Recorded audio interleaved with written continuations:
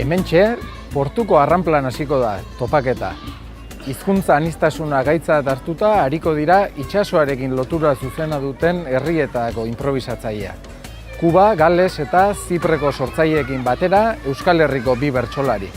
Andoni Egaña eta Amets Arzaiuz. Talde lanean ari gara astearteko saioa prestatzen hemen. Saioa izango den aretoan, Donostia 2016ko egoitzan.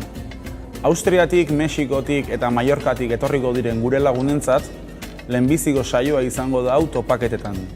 Eta beraiei laguntzeko etxetik, Alaia Martin eta Julio Soto arituko dira. Kantuk bakarrik ez. Topaketa hauetan hemen Miramarren nazioarteko adituke hemen izango ditugu. Hola, hitzaldik, erakusketak, proiekziok eta mahai inguruk ikusi eta entzuteko aukera izango deu EHUko uda ikastaron baitan. Saio honetan, lehenbiziko aldiz munduko inprobisatzaile emakumezkoak izango ditugu elkarrekin eta hori hementxe izango da, Tabakaleran.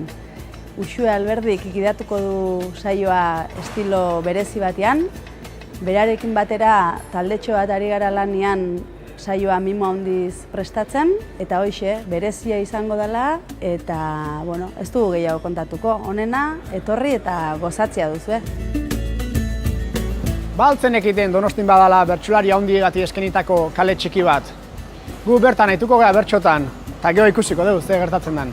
Bueno, nahi, baina dana ez du Donostin ingo. Ostiralian, Oñatira fango gara, eta ia preparauta dau zirkuitua. Bertso eskolakoak fin ibili dira lanian. Netzako eharra da topaketa hauen parte izatea. 8 bertsolarik eukiko dugu aukera eta zortea nazioarteko inprobisatzaile ezberdinekin aritzeko.